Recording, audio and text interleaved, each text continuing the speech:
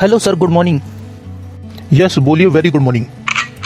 Sir, income नहीं आ रही है। अच्छा, कुछ उपाय बताओ सर। किसका उपाय? सर, इनकम बढ़ाने का। तो तुम क्या जूम मीटिंग में आते हो? No sir. क्या रोज 5 प्लान दिखाते हो? नहीं सर। क्या आपने अपनी कॉन्टैक्ट लिस्ट बनाई है? No sir. और तुम रेगुलर मीटिंग और ट्रेनिंग में आते हो?